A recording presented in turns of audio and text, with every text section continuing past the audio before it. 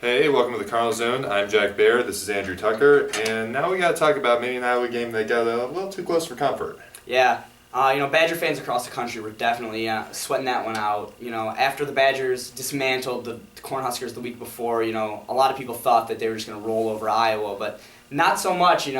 Close game from top to bottom. Yeah, I remember seeing a stat that this was the first Badger single-digit win since the Utah State game a couple years ago, which is a pretty Wisconsin stat at this point, considering all the close losses and just kind of hilarious blowouts that seem to occasionally happen with like Nebraska and Bowling Green. What else can you say about those? Yeah, and Melvin Gordon, another good game, 200 yards, but someone else in the country had a pretty good game. Absolutely. When you set a record, you expect it to stand for, maybe 7 years, not 7 days. Yeah, I saw someone on Facebook who's just saying, in 10 years, I'm going to sit down with my kid and tell him about how I saw Melvin Gordon run for 408 yards.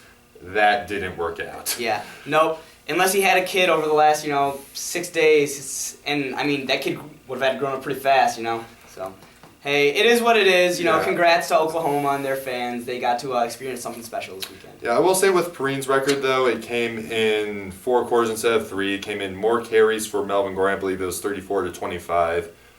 He did against Kansas.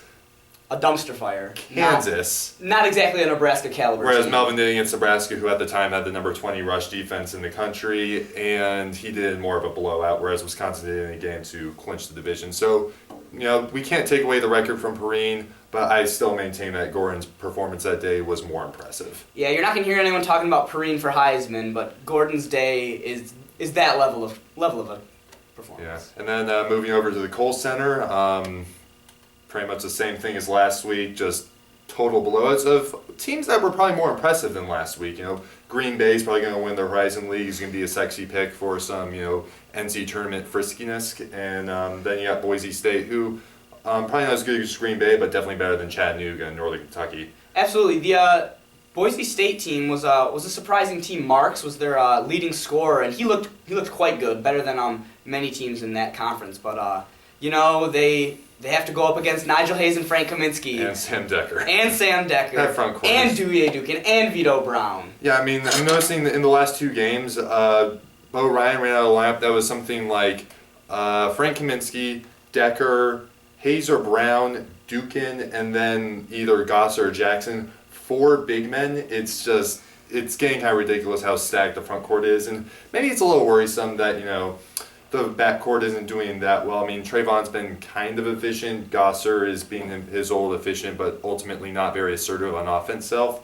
But you have to wonder at some point, what happens when they play UNC in the Battle for Atlantis this week, or if they play UNC, because they got to get to the finals, and so does UNC. But the Tar Heels have a front court that's really it's a poor man's Kentucky that's just stacked with pretty high level recruits. Bryce Johnson, Kenny Meeks, those guys are going to give Kaminsky and Decker all they can handle. You just have to wonder, will the backcourt be able to pick that up, especially when they're playing Marcus Page, who was my pick for preseason player of the year. The Badgers have looked fantastic, but I sometimes wonder, is that balance going to bite them in the ass? Yeah, you got to wonder with, they've got good guards. Gosser's good at defense. Jackson's good on offense. If you could combine them to make one good multi-purpose guard, it would be perfect. But, I think that how good their front court is should be able to carry them for the fact that they have just barely above average guards. If we turn the spotlight on some of the smaller action this weekend, the volleyball team won their 17th straight Big Ten game, which is big considering perennial powerhouse Penn State's in the conference. Yeah, that volleyball program could get so good. I remember reading about the recruiting class they got this year. They had 6 top 100 recruits, including 4 in the top 25. That's just a Kentucky grade class.